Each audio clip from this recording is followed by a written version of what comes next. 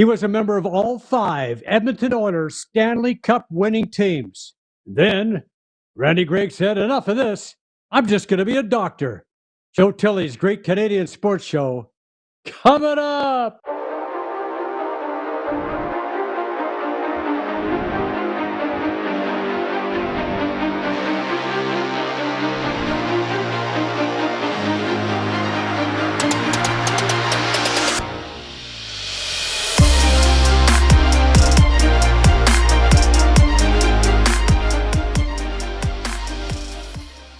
Welcome to the program. Our special guest today is a native of Edmonton. He was a star defenseman at the University of Alberta.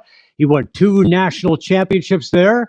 He was named the CIAU Player of the Year. He played on 2 Canadian Olympic teams.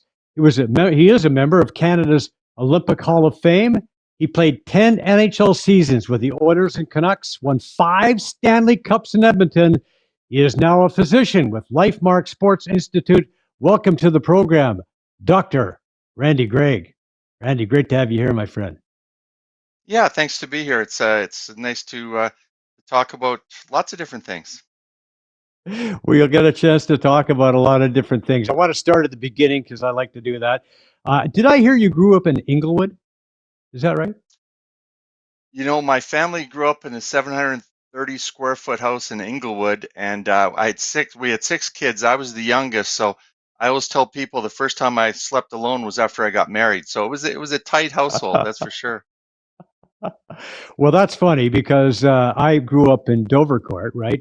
Do you ever remember playing against Dovercourt in hockey and there was a speedy winger with the hands of cement? That would have been me. Well, a I'm somewhat sure I'm speedy sure you winger, I went should. around me, yeah, like I was a light post for sure. So that's for sure. A solid one, that's for sure. So where'd you go to high school? So yeah, I went to Inglewood and then to Westmount. 1913 Yeah. Westmount School was built, so it was great. The gymnasium was about half a gymnasium, and when you were playing basketball, they had to open up the doors because when you did the layup, you ended up going right down into the hallway. So that was nice. And then Ross Shepherd High School, which is great. So that was a big step up from Westmount. But looking back on it, those were exciting times. And when you're young like that, any time you have the chance to play some sports and be involved with great leaders, it's a good thing. Well, you know what? I went to Roshep as well. Probably I was there at the same time as you. The difference between you and me would have been one distinct difference would have been the fact that when the school bus stopped to drop everybody off at Roshep, I got off and went across the street to Westmount Mall where I hung around the mall. I didn't do really well in high school. I actually had to go back to school and get some education a little bit later on. But you must have I've got information here that says you were in university at 16 years of age. Is that true? I mean, did you? It sounds like you were a real life Doogie Howser, good doctor happening here. I think just luck had it. When you're the youngest of 6 kids, I probably was skating when I was 3 and doing the alphabet when I was 4. I had lots of good helpers as older siblings. So yeah, I had a chance to get there, and it was good and bad. When you're 16 years old in university and everybody's 18 or 19, they're going to the bar and they're having fun, and social life is important. It wasn't an easy time, but it did allow me to push myself academically. And it's interesting to talk about taking the bus to Rush Shep. Well, we lived so close, we had to walk, and I would walk through that Westmount Uh, Mall to school and back from school every day. So I know the mall very well. When I was 15, I think I was about 5'3", so I was very small. And when I was 16, I was 6'4". So I kind of grew fairly quickly there in wow. 1 year. And looking back on it, wasn't a bad thing because when you're small and trying to play sport like baseball or hockey, you couldn't use your size advantage, so you had to learn the skills of the game, and just to kind of survive at that small size. And then, of course, when you got bigger, people thought, "Oh, maybe there's a chance for you to play a little bit higher end sport." So did you try out for the Golden Bears when you got there? And by that time, I guess you were 6'4" or on your way there. Is that when you tried out for Claire Drake's Bears? Not at all. You know, when I was 16, there was no way that I would ever be able to play for that team. And that was my goal in my life. Can you imagine being able to play 1 year with the U of A Golden Bears? My life would be complete with that. But anyway, my first 3 years I was in science. And to get into medical school, you really have to work hard. There's long hours, lots of labs and things like that. So even if I was good enough, and I really wasn't, it wouldn't be possible for me to play with the Golden Bears. My first year of medical school, um, I got into medical school, luckily. I'm not sure how I did that. And my older brother, who's a doctor, came to me and said, "Okay, Randy, stop all this hockey, this baseball stuff. You're in medical school. You got to spend all your time doing that and forget about all this sports stuff." So I said, "Oh, yeah, I'm going to do that." Anyway, there happened to be an open practice, an open tryout. So I thought, well, I'll go to the open tryout. They'll cut me after the first day, and then I'll go back to medical school and be a doctor. Anyway, that first day turned into 4 years and a couple of national championships. And most importantly, being exposed to some great coaching. Claire Drake took a lot of us who are very average players and made us more than average players for sure. Well, there's now a Dr. Randy Gregg Award for the Canadian University student who best exemplifies outstanding achievement in hockey, academics, and community involvement. How does that feel? Something I'm guessing you probably didn't expect when you were trying out. No, in fact, it was just so much fun. But there were some trying times. When I look at the young interns and what they have to do, I remember telling them often. In third year, I was a student intern in surgery, and just to give you kind of an idea of what the schedule is like during the hockey season, when you're in surgery, you're on call every third night. So course, the Golden Bears would play Friday and Saturday night, so I'd purposely be on call Thursday and Sunday. So Thursday morning, wake up and be in the OR by 7, go right till 5 o'clock in the OR, and then be on call. And of course, in surgery at the University Hospital is very busy, so you'd be up all night. And 7 in the morning Friday, go right back to the OR, right till 5 o'clock, and then finally I'm finished. So I'd go home, and my mother would have my pregame meal ready, and I'd eat the pregame meal, and I said, "Mom, I want to have a little nap. Wake me up in 3 minutes."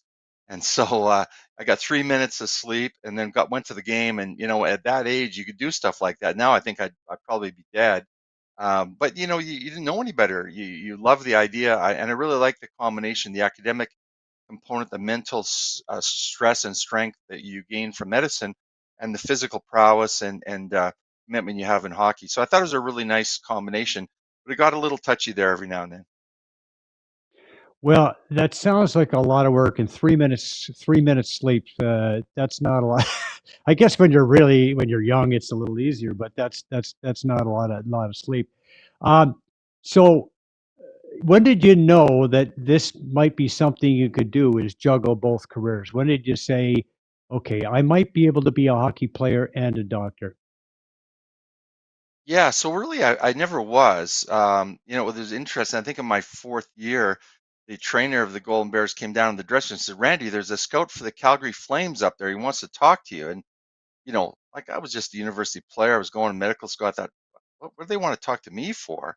So anyway, I went up, and this fellow was a really nice gentleman. He said, "Randy, we think you could potentially play in the NHL, and if you sign this tryout contract, we'll guarantee that you'll get a tryout with the Calgary Flames." I was a free agent at the time because when I was in my draft year was I was in medical school, so of course who would waste their time on a medical student to Mhm. draft them? Not that I was particularly good anyway, but there wasn't an option really. So anyway, I looked at the scout from the Calgary Flames and says, "Well, if I sign this, that means I can negotiate with Calgary and none of the other 25 teams. And don't you think if I'm good enough, I should get a tryout anyway?" And he kind of looked and said, "You don't really want to sign this, do you?" I said, "Nah, I don't think so, but thanks for the offer." So the next year we went to the Olympics, and then I had 27 teams to choose from. So I think it was probably a smart idea not to sign that tryout agreement with the Calgary Flames. Well, you downplay your ability as a hockey player, but you guys went to the national title 3 years in a row. You won the national title 2 years in a row, and one of those seasons you were also named the CIAU Player of the Year. Tell us about those championship teams and what stuck out for you. It's funny after you look back on a career where they pay you to play, and that's called a business. And of course, it's still hockey and still get to play. But one of the beauties of the university experience in hockey is that you're doing it because of the passion. You get nothing other than bumps and bruises and the chance to bust around Western Canada. The camaraderie that's created in an environment like that, where you're doing it for all the right reasons. And again, nothing wrong with professional sport. There's lots of really good reasons to do that as well. But I look back on that and knowing that, my parents were in the stands, my brothers and sisters, and just to share that with them and to represent something that I never ever thought I could ever reach, that level, university level. Also, a special time. It really showed me that leadership on any team is so important. And it almost sounds cliche to talk about Drake and what a great leader he was, but he really developed a lot of great men out of his program. He was such a fine gentleman. He showed us that although he loved to win, he realized that there was more. He wanted more out of the game of hockey for his players than just simply winning. So I look back on that as a really great experience, not only from the standpoint of learning how to play the game, learning how to be disciplined in my profession, but also how to bring my children up. So yeah, I tribute Claire Drake, and then further than that, Father David Bauer, for really developing a perspective in sport that I really appreciated. So after university, you took a couple of years off to go play in Japan. What was the motivation for doing that? Yeah, so after the fourth year, and I graduated from medical school, we had the opportunity to go to the 1980 Olympics, and that was, to be honest, the best experience I've ever had in my life. We were paid $4,000. We were bussing around Europe together. It was a wonderful experience, and primarily because of the leadership we had. Father David Bauer was such an amazing man, and I learned, as we all did, so much from him, and much more than just hockey. He used hockey again to develop qualities in people that he really felt were important. Um, so when I had this experience with the Olympic team and thought, I'd really like to stay amateur and play in the next Olympics.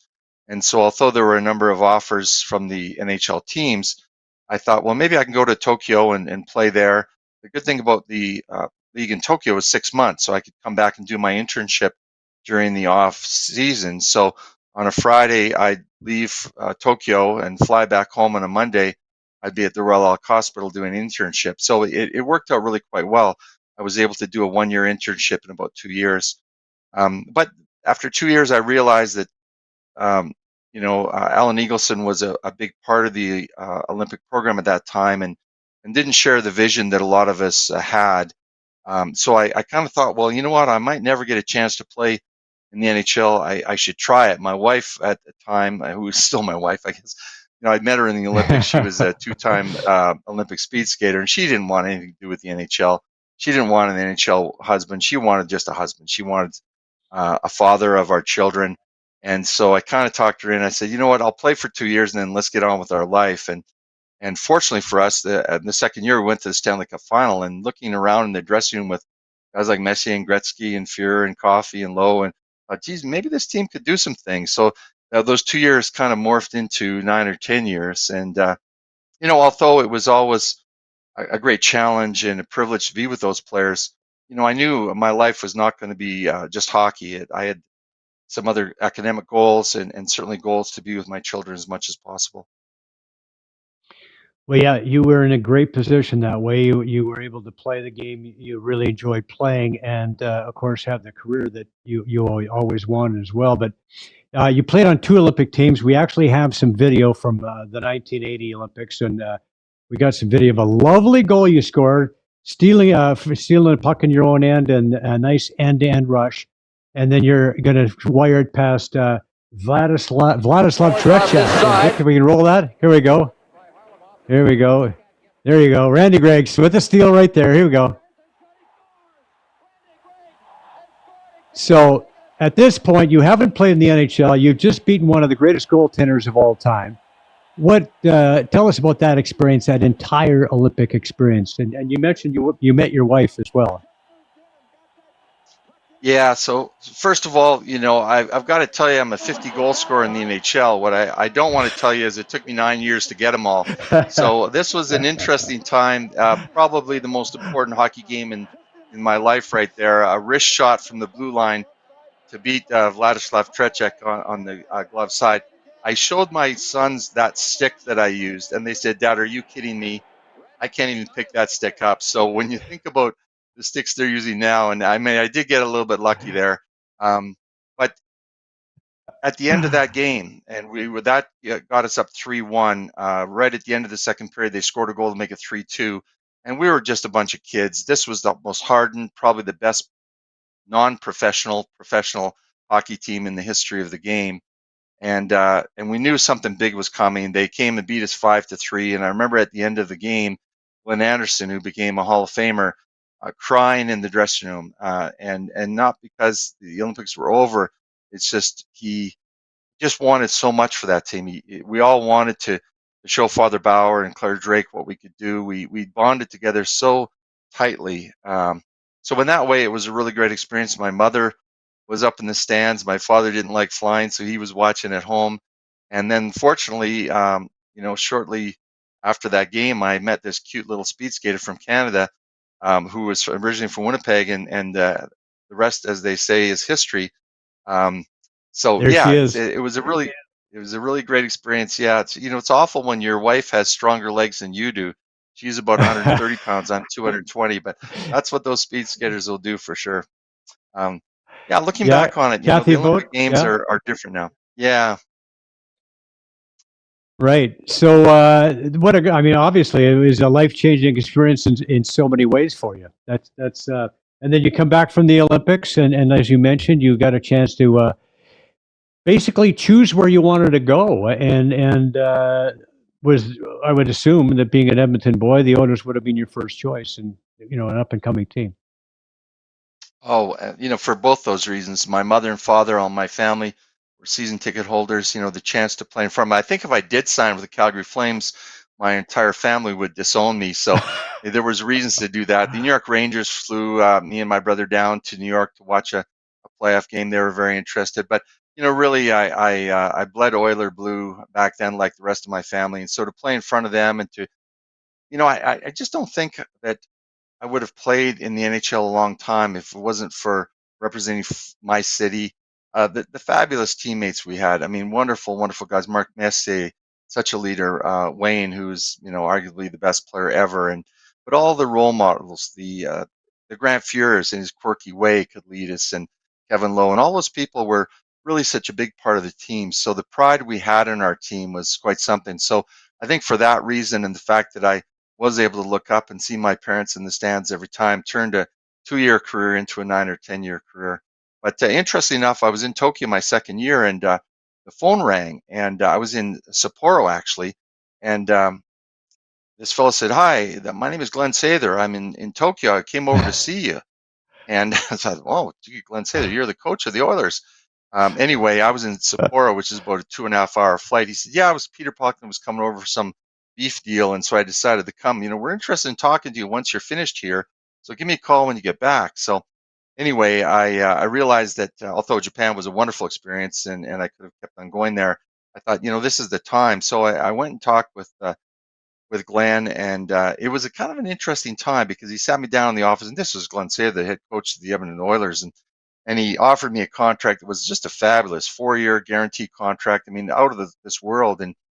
And I said, "Glenn, thanks very much, but I think I'm going to go back to medicine." So I got up and I started walking out of his office, and he said, "Randy, sit down." So I came back. He offered another 50,000 or something like that, and I said, "Glenn, I really appreciate it. And you're a very generous offer, but I just think it's time for medicine." So I got up. I started walking out again. He said, "Randy, sit down again." So he offered another 50,000 or something like that. Finally, I said, "Geez, I better stop doing this because if he didn't call me back, that's it for me." But what I wanted to do is not the money. That he was offering way more money than I ever dreamed of. What I wanted him to know was this hockey wasn't my life. And, if I don't send me to the minors, I'll just quit. If you don't want me, I'll just quit. And I never got sent to the minors. I never was berated, although I probably deserved that. And so we developed a respect, I think, that I really enjoyed because I loved it. I committed to the Oilers as much as anyone. But if it wasn't going right, don't trade me, don't send me to the minors. I'll just leave. And fortunately, the academic background of medicine allowed me to make those two calls right there. Anyways, he took me down. We signed a contract, went down. This is right before I think the 1981 playoffs, and he introduced me to the players and says, "Guys, don't worry, he's not taking your job. This is for next year. He's just going to practice with you." So I started practicing, and one of the defensemen struggled in the first game against Los Angeles. So this was about a week after I'd come back from Tokyo playing against Japanese players, and Glenn came up and said, "You're playing the next game." And I thought, okay, well, there you go. So I can remember like it was yesterday. I can't remember what I did yesterday, but I remember this one. I'm out there in right defense in front of Grant Fuhr, and I look up and there's my family watching me for the first time playing in the playoffs. Well, it ended up that was the miracle in Manchester when Los Angeles came Yeah. back and beat us. And the fellow who struggled and who I replaced there was a young man named Paul Coffey, who's a Hall of Famer. So I don't know what Glenn was thinking, me replacing him, but Paul was young then, and of course he became a fabulous player and much better than the rest of us for sure. So Paul Coffey got scratched in favor of Randy Gregg, and Glenn Sather was able to keep his job. It's hard to That's believe. It never happened again, that's for sure. yeah. Well, you know In what? fact, There you did it. Yeah, go ahead. Sorry, go ahead. I was just going to say, so many people who were alive then remember the game in Los Angeles where we were up 5-0. And the miracle, of course, of Manchester when they came back to beat us 6-5. Well, at 5-0, there was a skirmish. And, in Japan, if you fight, you get kicked out of the game. And at U of A, same thing. So, I was never a great fighter. I think my wife could probably beat me up if she wanted. Um, so anyway, there was a skirmish, and this big guy grabs me, and I thought, well, I got to grab him. We might go toe to toe. Anyway, it was Charlie Simmer. Charlie's one of the nicest guys around. He grabs me and said, "Hey, Doc, how you doing?" I thought, good. I'm glad you picked me. So we danced around a little bit, but anyway, we got the third man in because at that in the NHL then you had to separate. So he kind of grabbed me. So Charlie and I were in the penalty box at that time. When I went into the penalty box, we were winning 5-0. And when I got out 10 minutes later, it was 5-5. So I watched that miracle in Manchester from the penalty box. They finally scored the sixth goal and went on to beat us. So that was a memorable time, not a great one for me, though. No, that's a tough way to break in, no doubt about that. I remember Jerry Buss, the owner of the Kings, was ended up leaving the building and was so disgusted when the team fell behind 5-0, and then the Kings came back to win that, but didn't do that again to you guys. Oh, like Yeah. we got an interview you did back in the day explaining some of the attitude that reporters had to your profession in hockey and in medicine. Vic, if we can roll that. An analogy I like to describe about this is a very bad experience that I had with a reporter from a Montreal newspaper. He had flown down to Pittsburgh to do an article, I think my first or second year. Of course, the typical, here's a doctor in a hockey team, it shouldn't work. He is too smart, too intelligent. And that was the focus of his article. He tried to make the point that hockey players are very ignorant and all they know is hockey and drinking and partying, and they have no educational background. His last question to me was, well, how does it feel when you're up in your room reading medical books when the other fellows are sitting in their room reading comic books? So, I couldn't believe that anyone would ask a question like that, but of course I mentioned that certainly that's not the case, and that many of the qualities that the players show on and off the ice, the handling of the media, the fans, the pressure, the discipline and intensity they show towards their teammates and towards the game they play, give me more respect for them than many of the doctors that I work with in the hospital. So was that thinking prevalent back there then, kind of thinking that, hockey players are dumb and read comic books and you don't belong here type thing? Well, I think so. Now that man, and there's a good end of that story, in fact. So that was the quote I had. The Montreal Gazette came out, and I think it was picked up by the Hockey News. And in quotation marks at the end of our interview, it said, "Well, I'm usually in my room reading medical books, and they're in their room reading comic books, but on the whole, they're pretty good guys." End of quotation marks. So you can imagine a first or second year player coming in, Wow. and now Yeah. Yeah. every hockey player in the NHL reads this says, what kind of guy is this? How arrogant is he? Let's run his head through the boards. And I probably deserve that.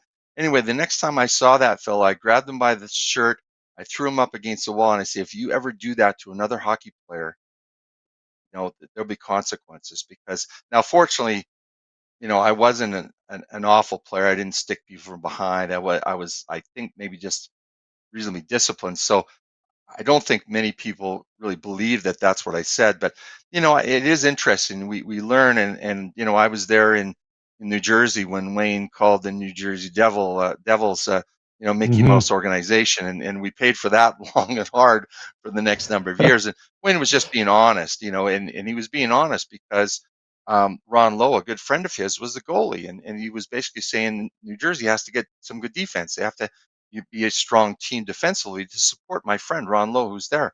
It was misconstrued, and Wayne will never and Hmm. has never since made a comment like that. But when you're misrepresented to make a statement that you don't believe in, it's not very easy. Uh, but you're right. It's amazing. We were very successful, and I think if our team, because they were all young and vibrant, I was married at the time, so and people like Lee Fogelin were married. We were the older guys, but one of the amazing qualities of that team was they partied hard. We went out, we'd go to New York and Mark would say, guys, put your bags in the room. We're going out. And you just went out. It's just the way it was. And I think one of the ways that we became successful was that demand of being a team. You're gonna eat together, you're gonna drive together, you're gonna drink together, you're gonna play together. And it worked. It worked for that group. And it's one of the nicest experiences that we could have as a team together.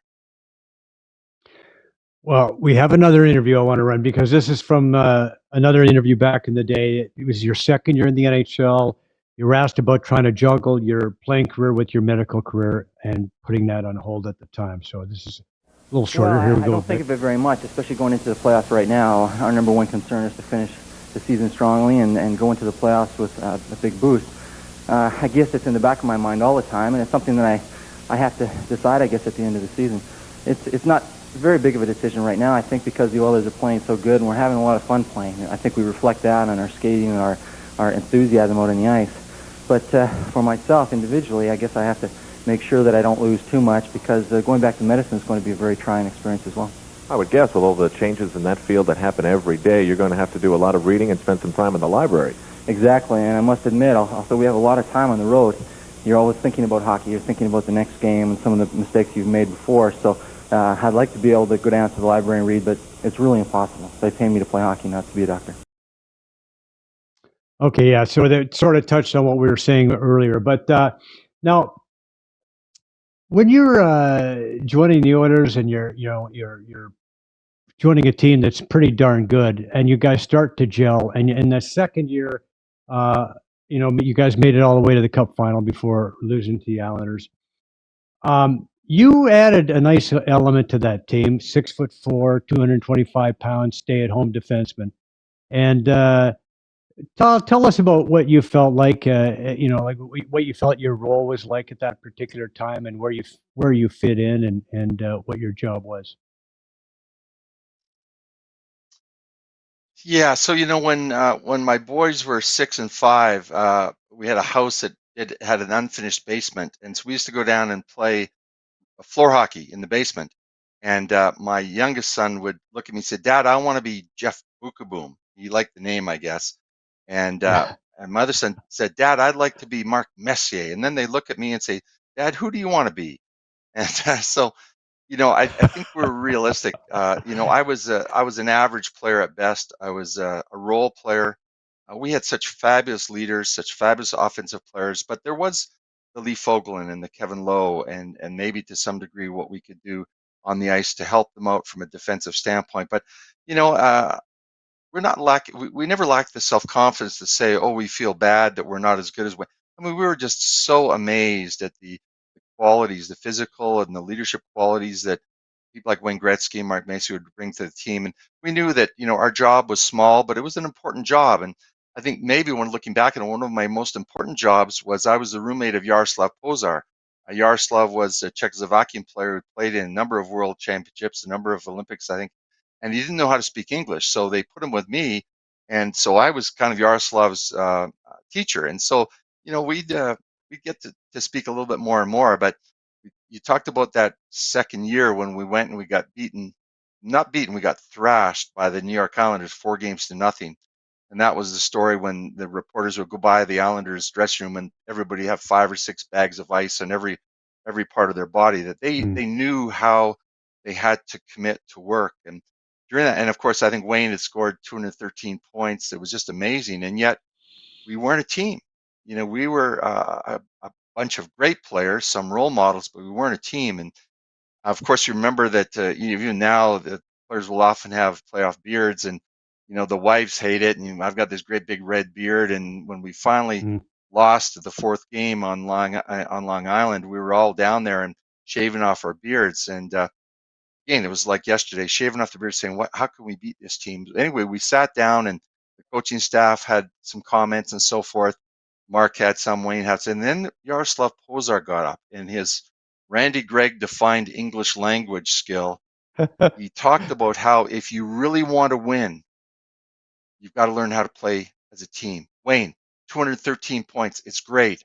We have to play defense. We have to play as a team.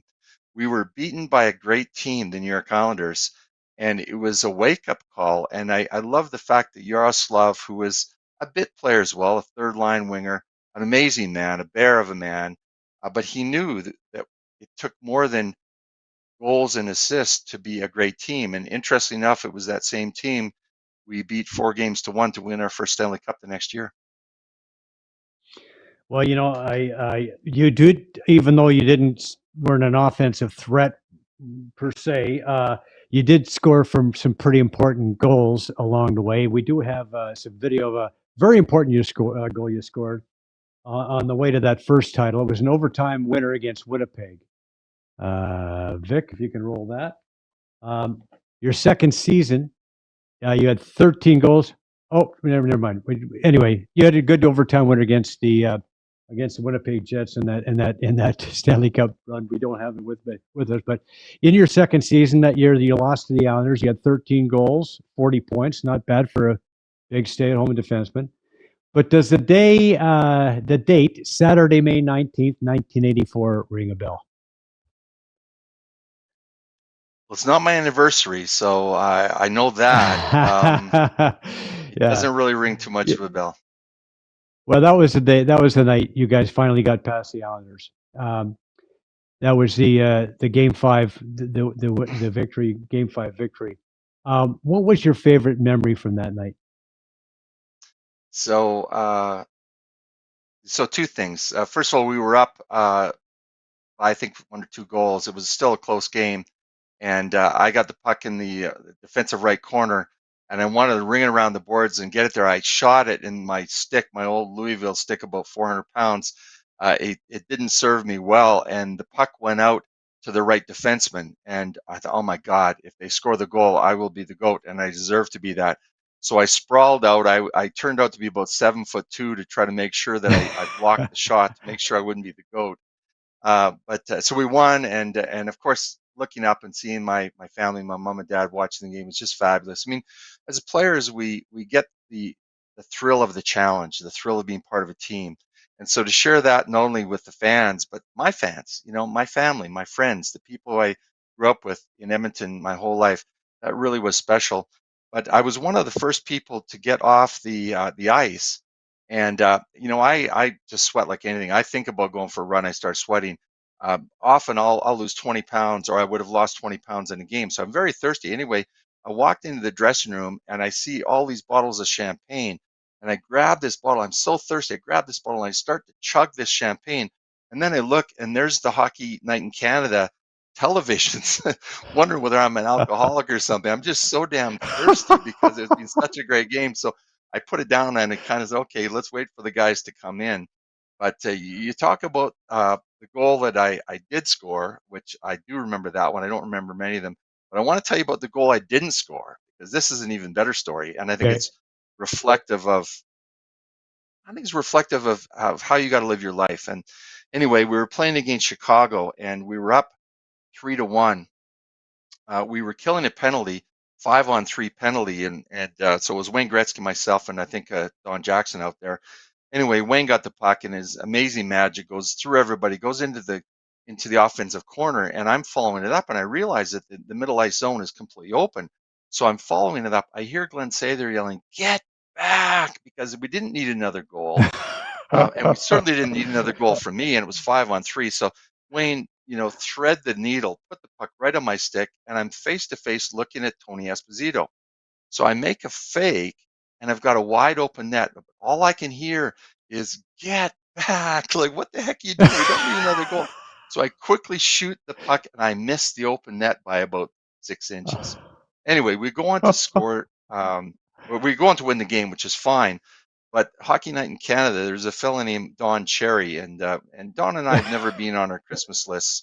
And Don, in his joking manner, said, "I'd never let that man do surgery on me with hands like that." So I thought it was kind of a funny joke, because it was. I mean, I had an open net. All I had to do was just shoot. I could do it a million times. But the situation was kind of interesting. So, but anyway, not everybody thought it was a joke. Peter Palkin had really took it personally, and phoned Hockey Night in Canada and said, "We want a personal apology, or we won't be playing on Hockey Night in Canada game." So we went to Hartford, I think, a couple of days later, and we were in having our meal, and all of us are having a meal, just trying to eat so we can go and get a sleep, get ready for the game. And there's a knock on the door, and in walks Don Cherry. And this is Don Cherry, he's the icon of hockey and Yeah. so forth at that point in time. So he starts walking around the table, and he said, "Guys, try to make it fun out there. And sometimes I say things I shouldn't say. But it's kind of fun and doing this." And he comes around, and he's standing right behind me, puts his hand out like he wants to shake hands. But he didn't Mhm. apologize. He just made a joke of it. So, there's certain times in your life when you got to say, you got to make a decision that you will live with for the rest of your life. So I just kept eating. And I thought, if you had have apologized as a man, I would have shook your hand. But this was no apology. This was no better than the comments you make about all those other people. So anyway, he took his hand back and walked out. And I thought, I don't know, maybe that was the wrong thing to do. But I slept well at night, knowing that if you do something wrong, and I did lots of things wrong, then fess up like a man, you know. So anyway, Don and I probably don't have a lot in common anymore. No, you know what? And I get that. That's your principles are what are more important than than yeah. Principles are important, and it's good to stick by your principles. So I get that, and I don't think that's a problem at all. I think that's fantastic. You did that. But that date I mentioned, May 19th, 1984, was a big day. I have a memory from that particular night. I was at the time I was working at CFCN television in Lethbridge, right? And I just happened to be in Edmonton visiting my family that particular weekend, and I called Bill Tuelli, who is the Oilers PR guy, and told him I was in town. I'd like to get a pass for the game if possible. It was Game 5 of the Stanley Cup Final, and Bill said, "Yeah, sure, no problem." So I got a spot in the press box, and I looked at my credentials, and it was all access. So after the game, I got to go into the dressing room with you guys, and me and a couple of reporters were huddled by the Stanley Cup, and we're drinking. We put some beer in the Stanley Cup, and we're drinking the beer, and you walked up and you said, "Come on, guys." You dumped the beer out and you poured champagne in it, and you say, "There you go, have a sip of that." I know. I mean, to me, it was like, wow, that was really cool, right? Great, just poured champagne in the Stanley Cup for us. So that's. I don't know if you recall that, but just like you probably don't recall number 11 for Dovercourt skating up and down the wing, not being able Yeah, to put the you know, puck in the net. they're in the Stanley Cup. It's interesting because everybody will see the parade, and an amazing parade, 100,000 people and so forth. But they're really, really exciting times. There are things like that, but often, well, back then we used to get the Stanley Cup, so we get it for a day, and I remember going down. I was trying to raise some money for the Ronald McDonald House here in Edmonton, and so there was a number of good community partners that would help us out. So I remember going up to this office, and I had the Stanley Cup. So I go into the elevator, holding the Stanley Cup, and three people would walk in, and they'd look at it, and they kind of have a second take, and they say, "No." can't be the Stanley Cup. Yeah, it's an elevator. And so they wouldn't look at it the whole way. I thought, you know what? When could that ever happen in the world where you could walk into an elevator and there's the Stanley Cup sitting looking at you? But many of the great times, it's amazing how, as a physician, people can change the quality of people's lives. But it's amazing how a hockey player can go into a cancer ward or a pediatric ward and put smiles on the faces of young children who are battling cancer. And so it is magical. Being a professional athlete, there's a responsibility for our players. And our guys were just so unbelievable that way. It really was encouraging. Whenever anybody talked about how wild and crazy our guys were, and they were, there's no question. What they need to predicate that comment on was how great individuals they really were. Yeah, the guy you guys did a lot of great charity work, always have, and it's amazing to see. And we actually have to do some other video I'd like to show. It's from the hat day, the Oilers hat day. It shows a little bit about what kind of the fun stuff you guys did. Now, you guys were obviously a really loose bunch, and you talked about the charity work and a lot of fun you guys had. Um, Really, really tight group, and it seemed like, I don't know, was anybody ever going to beat these guys? And then when Wayne Gretzky was traded, when was that? It was, I guess, after the '88 Olympics, or sorry, at the '88 Stanley Cup win. Um, what was that like when Wayne Gretzky got traded for you guys?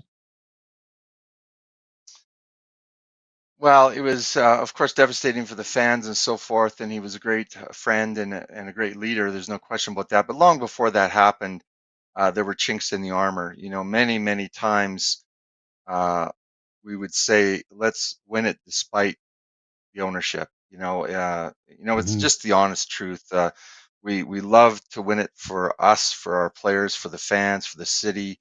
We're so proud of winning those cups, but it was not an easy time when you're making money for an individual who it was just hard to have a lot of respect for. We look back, and the great thing about it, and it's funny because people say, "Oh, you were a great defenseman." Well, when I was playing, I was a very average defenseman. Then 10 years later, I was a better defenseman. 20 years later, I was a good defenseman. Now I should have been a Hall of Famer. I was so good. So as things get along, not only do we get better, but we forget about all the difficulties and we remember all the great things. And so that's a good thing about the selective memory. um, yeah, there was times that especially as an Edmontonian, it was easy for the Finns to win the Stanley Cup, go back to Helsinki, their stars and so forth. But I was living in the community. This was my community. It was going to be forever and ever. So as much as I was proud of the performance of the players on the ice and the chance to bring the Stanley Cup back, there were many things that we were not proud of, and I think the culmination was when, Wayne was sold basically, and we knew that that was the start of the downfall. And but you know what? We won 4 Stanley Cups by then. So I mean, how many players win one Stanley Cup? So we don't want to be greedy. It's just it would have been nice for Wayne to leave on his terms and so forth. But it isn't sport. The U of A Golden Bears is sport. It's a business, and you don't have to play if you don't want to. They don't force you to play. So when you're there, make the best of it, and that's what we tried to do. Well, like, as you mentioned, you won another Stanley Cup after that. You're only one of seven Oilers to be on all five Stanley Cup winning teams, and the Oilers never won another Stanley Cup after you retired. Coincidence? I don't think so. uh, Well, I but think it's very coincidental. But let me tell you about that fifth one because there's a fellow in that picture right there, maybe a young man named Adam Graves. Adam was traded from Detroit to our team. I was 32, I think. He was 20. Adam bought a house. He told me 45 seconds from my dinner table. I'd come home, and often Adam would be in the playroom with my two boys playing. Just maybe the most wonderful man I've ever met. Adam was such a dynamic person, and I remember he would for the playoffs he would pick me up, and I'm 32 years old at the time, so I'm not like 18. And he would pick me up. He'd have two chocolate bars, and we'd drive to the Coliseum, and we eat our chocolate bars as he's driving, and he would say, "We will," and I would say, "Win." And then a minute later, he'd Mhm. say, "We will." And I'd say, "When?" And we did that the whole time. And, I'd won it 4, so I kind of was comfortable with Stanley Cup wins, but I just love to see this young man, such a dynamic person, a big addition to our team. We got Joe Murphy, Martangelo, and Billy Ranford at the same time. Mm. But Adam was such a special guy. So I remember when we did win the 5th Stanley Cup in Boston, and our family wasn't there because they were back in Edmonton. And I must have sat in the dressing room, my arm around Adam, sitting there just enjoying the experience, not because of my 5th Stanley Cup, but because of his first. And Mhm. that was a really it was an important time for me to share it with this young man who went on to score 50 goals. Interesting enough, he got traded or sold or whatever happened, and he went to New York Rangers, and he became the second person, I think, after Roger Gilbert to score 50 goals in the NHL. Anyway, about a week after that season finished, he phoned me up. He said, "Randy, guess what?" And of course, you know what he's going to say. He said, "Yeah, I'm getting my master's degree from Georgetown." Wouldn't even Wow. mention the 50 goals he just scored in the NHL. Such a fine man. And so, yeah, it was really exciting. The 5th Stanley Cup ring. Now, I only have 4 kids, so if each of them gets a Stanley Cup ring, I don't need that 5th one. But to share it with Adam was a special moment. Well, let's talk about your kids because there's a picture of your kids, and you know, Kathy one went to the Olympics twice, and now Jamie was an Olympian. Jessica won a silver medal in long track in 2010 in Vancouver. Sarah was a World Cup speed skater. Brian played university baseball. That's a pretty impressive brood you got there. So, when the parents have been at a certain level, a comfortable level of sport, I don't really care whether my children went to the Olympics. I enjoyed it. I went to Vancouver, I went to Sochi. What I really like is they're just really wonderful people. Jamie has went to medical school after his 2 Olympics. He's now practicing in my practice. Ryan loved baseball, and so we've now formed a franchise in the West Coast League here in Edmonton. So I get a chance to be with Ryan. My 2 daughters, one is Sarah is an NICU nurse, and Jessica, like her mother, is a teacher. Um, the only thing that really bothers me, because they all went to Calgary to go to the Olympics, play baseball. They've all since moved back, and one of them, Ryan, had the audacity to buy a house that's a 7-minute bike ride from my house. The rest are like 2 and 3 minutes. It's amazing. They came back to Bruce. I give my wife a lot of credit. It's so wonderful. We now have, well, in fact, it's interesting. 5 years ago, we had one grandchild, and Kathy said, "Randy, we've got this playroom. Of course, our kids are too old to play. Why don't we turn it into a sleepover room?" So I said, "Sure, that'd be great." Anyway, I look in there about a month later. I said, "Kathy, you've got 9 beds. We have one grandchild." She said, "You build it and they will come. We now have 9 grandchildren and one on the way." So, like most mothers, she knew a lot better than I did, but it's so nice to have them close by. And whether they won an Olympic medal or lost everything they did, it's so nice to see. They've grown up as a close family, and they're best of friends. And now we've got 9 little ones, one more on the go, who are becoming that next generation of Gregs who just can't wait to do something exciting. Yeah, grandkids are unbelievable. I got one, and I got one on the way. It's spectacular being a grandparent. It's just there's nothing like it. Um, so you talked a little bit about the baseball team, and you're connected with Ryan. It's the Edmonton River Hawks of the West Coast Baseball League. What made you decide to get involved with the Riverhawks? So actually, baseball was my best sport. I had played to a level and probably could have got a scholarship in the States, but I was in medical school by the time I got that. So I thought, well, I should probably not give up on medicine. I'll play the other sport. I can play it here at the U of A, and so that worked out okay. But I really like baseball. I think it's a great sport for people, both women and men, and we have a fantastic facility here in Edmonton. But over the years, it had been kind of run down a little bit. Management had been struggling a little bit, and so a group of 30 individuals, many of whom are related or really good friends of myself, put together a package. We now have the 10-year operating lease for the Remax Field. We've brought in a team called the Edmonton Riverhawks of the West Coast League, and not only is it exciting because I think we can really do something for the city. We have the Oilers, we have the Elks, we have FC Edmonton, the Stingers, the basketball team, and we need a great baseball team too. So, every Saturday, Sunday at 7 or 8 o'clock in the morning, we're down there doing some things. And I refuse to do electricity because I don't want to kill myself, but I can paint fences and paint dugouts and things like that quite well. It's a labor of love, I think, not only with friends and family, but to bring something back to the city. Um, I think every sport is good. If people want to be a fencer or gymnast or rugby player, the key, I think, for all of us is to make sure we're active. And so we want to give these young baseball players in Northern Alberta the chance to play in this fabulous facility. $2.5 million put in towards it with new turf and new lighting and new netting. It's fabulous down there. So I get up in the morning. I look forward to seeing my patients, and I also look forward to going down there, seeing my son, and experiencing the excitement down at the ball field. The medical career. What type of medicine do you practice mostly? What do you prefer to do? What is your favorite part of your practice? Yeah, so I don't think you have to, develop cancer to be a cancer specialist. I don't think you have to have a knee injury to be an orthopedic surgeon.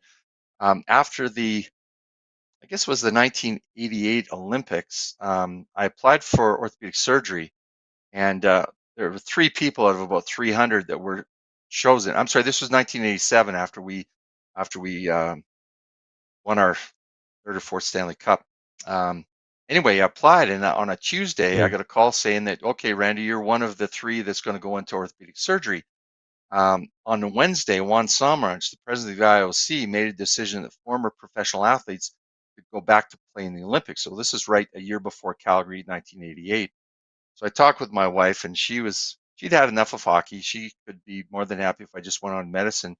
But I really thought the Olympics again would be a special moment, and especially if it was in Calgary. So I phoned the orthopedic department back, said, "Thank you for your offer, but I'll have to pass." And I did for two reasons. The '80 Olympics was a great experience. It was nowhere near the Olympic Games in 1980, run by Father Bauer. It was a number of players that were former NHLers or existing NHLers that came just to get an experience. It was nothing like 1980, but it was the Olympic Games. And then when I look back on it, I thought, my father worked very, very hard for until he was in his 80s, but he always had time for his family. He always had time for his kids. And I thought if I was going to be an orthopedic surgeon, I would have to give up my time with my children. And so I became a primary care physician with a special interest in bone and joint injuries. So although I don't do surgery, I see people with knee injuries or shoulder injuries or concussions and things like that. So it's been a really worthwhile career. It's something I'm comfortable with. I think I know the psyche of the athlete a little bit because I've been around them in the dressing rooms a lot. And I think after seeing the 500th knee injury, I think I can do a fairly decent job for my patients. So um, the moment I don't want to wake up and go see patients is the moment I'll quit. But so far it hasn't happened. I really think that if you're in medicine for the right reasons, and the right reason is to help people, then it's exciting every day. Has it been hard to be in that field over the last couple of years? Considering what's happened and some of the backlash towards the medical community, and how frustrating has that been for you? So there's two schools of thought. Like everyone, every hockey player wants a higher contract because they're playing for money. Every lawyer does their job to make enough money to buy a house and things like that. And so many doctors, of course, practice their trade to be able to buy a house and support their children. There's nothing wrong with that. At the end of my career, that becomes certainly less important. And what hockey allowed me to do is not focus on making money, but actually, providing the service. So I can't remember the last time I was worried about what I made. What I worried about was what can I do for these patients? And I think the hardest thing I have is that when you win a game 3-2, but they go around you to score the second goal, you don't want that to happen again. And so I think we set the bar very high with the Edmonton Oilers, and I think I probably set the bar too high in medicine. I don't think I get frustrated. I want everyone to to heal. I want everybody to be able to return. to their physical activities after injuries, and that's just an impossibility. So I've had to understand that what you have to do in medicine is the best you can be. And that doesn't mean you're going to cure everybody. It just means work as hard as you can. Don't take shortcuts. Don't be lazy. Don't not care about your patients. And if you do all those things, you can sleep well at night.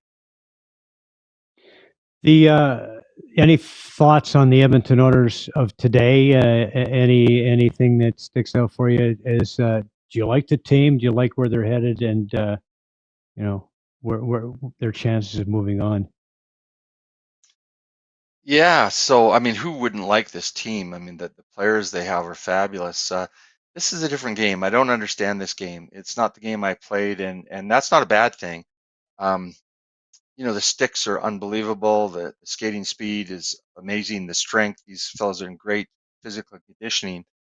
But we haven't increased the size of the rink. So they're bigger, faster, stronger, better shots, but the rink's the same. And so I look back fondly on the strategic part of the game in the 1980s where passing, positioning, having the position on a forward in front of the net so that instead of screening the goalie, you could strategize so that you were in good position so we didn't tip the puck in.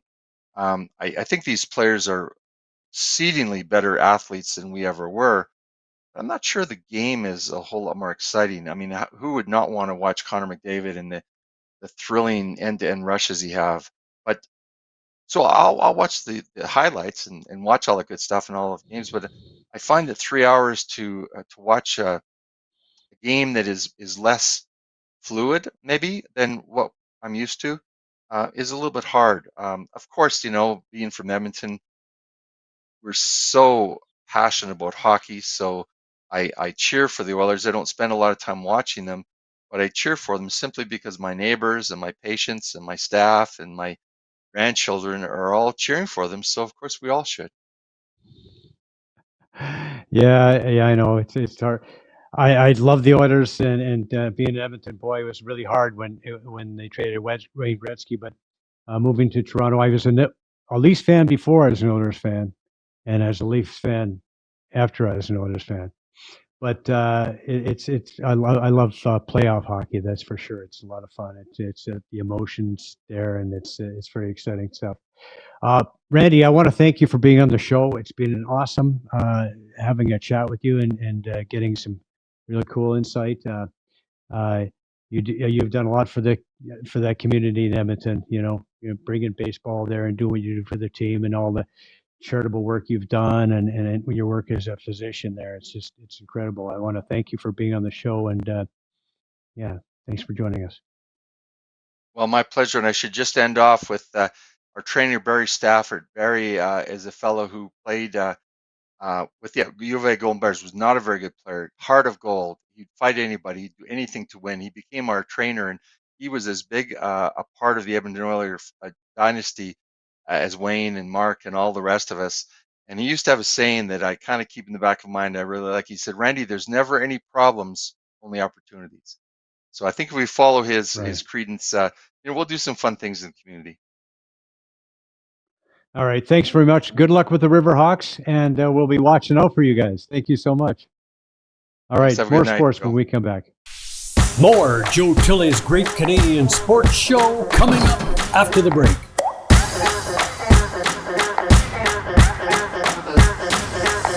Sports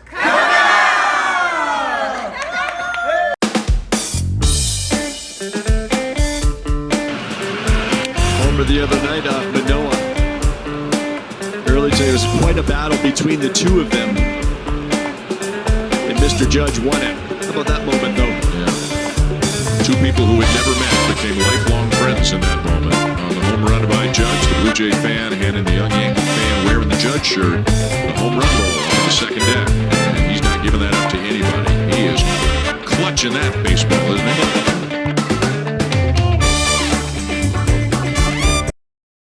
Guests on Joe Tilley Sports receive a gift certificate from Classica Imports. Top of the line imported men's clothing. Check out the Classica Essential Collection now. Go to shopclassica.com.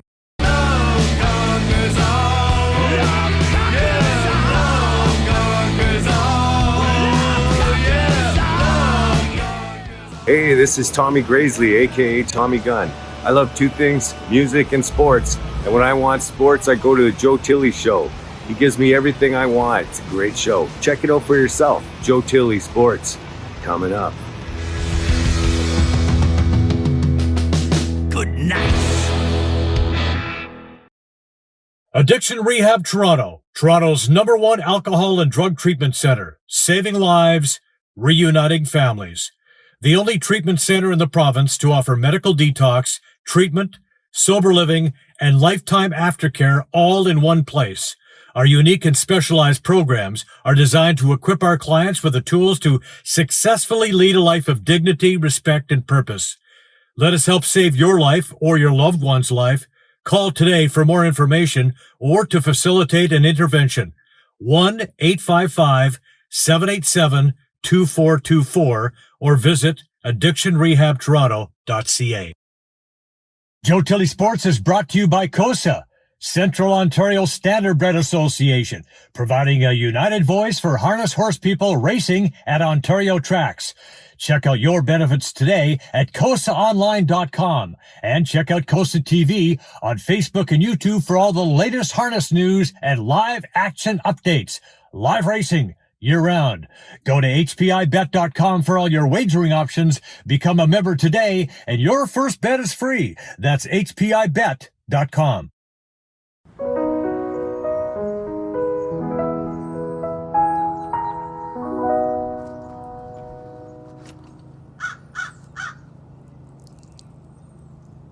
Do you know why that happened? You didn't fix your ball mark. The birds around here are very protective of the course, and when people don't take care of it, this is what happens. It's pretty simple. Just find your mark, fix it, and at least one other. Hey, look at the bright side. We're not up on the northern course. They've got bears and moose.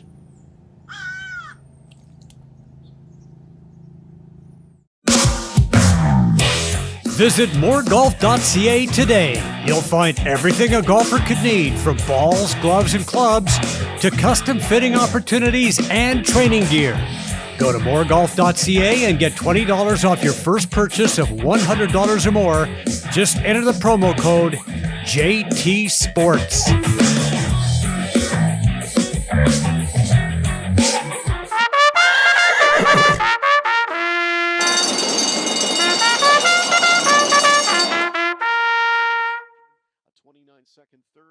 Yes, it is time for my COSA Swiss Pick of the Week. Last week, I went to Mohawk for Thursday night's second race. At pace, I took Mr. Beast, a 3-year-old colt making his second career start, sitting fifth most of the way. Driver Jody Jamieson made his move at the 3/4 mark. Mr. Beast would reel in the favorite Sundance Lou. Dwayne Marfisi trains for Fox Racing Group, 8:30 to win. I also had the 2/6 exacta, so we put some money in the bankroll. This week, I'm going back to Mohawk for Friday night's fourth race, a standardbred Breeders of Ontario elimination race, $25,000. And I have to go with our old pal Ken Middleton's colt, Bob Blah Blah. Sylvain Filion will drive his second race after a long layoff. I also like an exacta box here, 569 for $1. For all the racing updates, visit COSA TV on Instagram, Twitter, and Facebook. Go to hpibet.com for your wagering options. This is the Excellent Sports Adventure, brought to you by Lycom. Well, that was a game they pretty much had to have, and they gutted it out for the second game in a row. The Leafs fell behind early, but this time they were able to dig themselves out. The big guns all had an impact in Game 5. John Tavares and Willie Nylander had their best playoff games in blue and white. Mitch Marner and Austin Matthews teamed up for the game winner. The defense rose to the occasion. Justin Hall vindicated his coach. Jack Campbell was sensational. Of course, the Bolts rallied in Game 6. No surprise. We called the Leafs in 7. That goes on Saturday night. It's been a rough May for the Blue Jays. Series losses to the Yankees twice and the Guardians, and they got jobbed by the umpires on a nightmare soiree in the Bronx. After giving up a game-tying 3-run homer, Jimmy Garcia pitched inside to Josh Donaldson. Garcia got tossed, as did pitching coach Pete Walker. Next inning, the Yankees dealt inside on Bo Bichette. Manager Charlie Montoya made a comment about it, and he got the boot. Jays ended up losing the game on a 3-run Aaron Judge homer in the ninth off a usually rock-solid Jordan Romano. You know what? This was not fun. I'm going to tell you exactly what they told me. So that the reason they thought that Jimmy Garcia threw at Donaldson was because Heineman and Donaldson were yelling at each other in the 5th inning or something. So we decided they thought we threw at Donaldson in the tie game after the home run. I'm just telling you what they told me, and of course we were upset because we didn't think that was right. Then when Bo got thrown out the head, we said something, but then I got thrown out because I'm not supposed to argue warnings. So that's what happened. Yeah, Romano's been one of the best closers. If he's not the best, he's one of the best closers in baseball, and that's a team that's playing good, and you walk a couple of guys, usually you're going to be in trouble, and so he made a bad pitch. I didn't really see it really good because I was in the clubhouse, but he that's going to happen to closers when you keep facing the same guys, so I got nothing to say bad about Romano. He didn't have it. Well, they needed overtime, but the Toronto Rock punched their ticket to the NLL's Eastern Conference Final. What a crazy game at First Ontario Centre. The hometown Rock roared out to a commanding lead. It was 9-3 at one point. The Halifax Thunderbirds kept chipping away. In fact, the Birds rallied to take the lead, but Tom Schreiber, their sharpshooter, would tie it up, and Captain Challen Rogers closed the deal in overtime as the Rock eke out a 14-13 victory. They're in Buffalo Sunday for Game 1 of the conference final. It's a best of 3. Another setback for Toronto FC, but the refs had a hand in this one. Jaden Nelson scored a goal that was disallowed. It shouldn't have been. The Reds lost 1-0 to Vancouver. They're home to Orlando on Saturday. She's back. After taking a year out to heal from injuries, Mississauga's Bianca Andreescu has reached the quarterfinals of the Italian Open, her 4th final in a row. She has rolled over the competition, hasn't dropped a set in this event. Felix Auger-Aliassime also reached the Elite 8 in Rome, and Shapovalov ran into Rafa Nadal, who just happens to be the greatest clay court player of all time. Our record-setting performance in women's shot put this week, Sarah Mitten eclipsed the 19-meter mark for the 3rd time this season, and this effort at the Golden Horseshoe Prep Meet was particularly impressive. 19.58 meters. That is a new Canadian record, 30 centimeters further than the previous mark for the 25-year-old Canadian. Coach Rich is ecstatic. The CFL draft was held this week. The Argos used their first pick, 6th overall, to grab Gregor McKellar, an offensive lineman out of St. Francis Xavier. They took defensive lineman Deontay Knight and running back Daniel Adeboye with their 2 second runners. Adeboye was very excited. He tweeted out, "Still cannot believe I was drafted by the team I grew up loving. God is so good, and I'm eternally grateful. Thank you to the entire Argos organization for believing in me and giving me the opportunity to come back home and play the game that I love." The Ticats traded their first runner, taking Queens defensive lineman Anthony Frederico in round 2. Syracuse linebacker Terrell Richards was selected 1st overall by Montreal. Richards is a native of Brampton. He had 54 tackles and 6 sacks in 31 career games for the Orange. It was Box Fest at the Owl's Nest, a great 4-bout card at Red Owl Boxing in Brampton. Yes, I had the pleasure of doing the blow-by-blow commentary with former world champ Steve Molitor and boxing podcaster Francis for Buzz TV Live. In the main event, Toronto's Zolt Durrani claimed what we expected will be a multitude of titles, an impressive display of power by the Phenom as he stopped Montreal's Flavio Michel in the second round to grab the Canadian welterweight belt.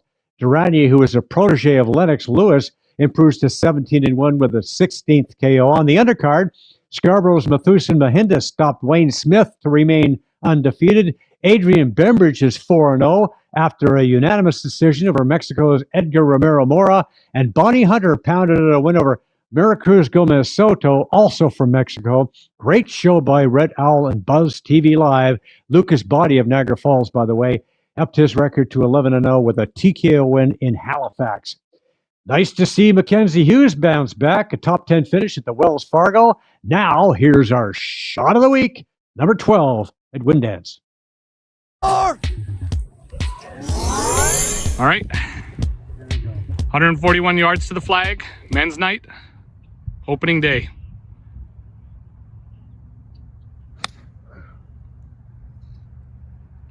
Looking good. Right side. Pin high. There it is. Get in the hole. God damn it. 4!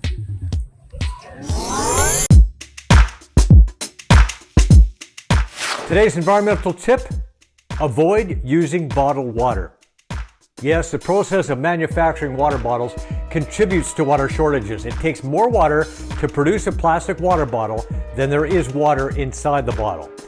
Transporting bottled water creates more greenhouse gases. It takes over 1,000 years for plastic water bottles to decompose, and the process leaks harmful chemicals into the soil. Rycom, passionate people who turn complicated business problems into simplified technology solutions for public and private sector real estate, properties, portfolios, and enterprise customers. Optimize and future-proof smart buildings from the ground up. The latest in fault locating, base building network design, managed services, cybersecurity, data analytics. Our fault detection will support all smart strategies, define projected outcomes for capital planning, and reduce environmental impact. Rycom, smart protection solutions. At Rycom, we're building a path to a smart and environmentally friendly future. Yes, we want to thank all the folks who make this show possible. These are friends, trusted business associates, and all-around great people. I highly recommend them all. A reminder, the show is also available on iTunes, Spotify, Breaker, Radio Public, Google Podcasts, and Pocket Cast, as well as the Spanglish Network and Zingo TV. Also, please like and subscribe to the show on YouTube. It's free. All of our great past shows and clips are on there. Thanks once again to Randy Gregg for being on the show. Thank you for watching. Join us next week when former Leaf great Gary Monahan drops by. We'll see you then. To you by Brian Gribben Insurance Planning, helping you solidify your financial future. At BGIP, what we do that's unique in the marketplace is we show people how to spend and enjoy their money in the early years of retirement without the fear of running out. Also, we're able to do this without you having to change financial advisors. Please look us up at bgip.ca today. Let's book a 30-minute phone call to see how we can bring value to you and your family in your planning. Call Brian today for all your retirement needs. We did. 905-686-5678.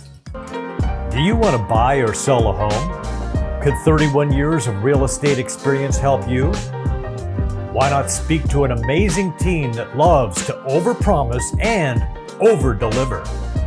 Aldo has a tremendous team of experts on staff. They are committed to making your next real estate transaction smooth and comfortable. Call 416-GET-ALDO or visit getaldo.com. MNP, a leading Canadian national accounting, tax, and business accounting firm. MNP proudly serves and responds to the need of their clients in the private, public, and nonprofit sectors. Through partner-led engagements, MNP provides a collaborative, cost-effective approach to do business and personal strategies to help people and organizations to succeed across the country and around the world. With local offices in Oshawa, Mississauga, Burlington, and more, their team is here to support you. Visit mnp.ca today to learn more.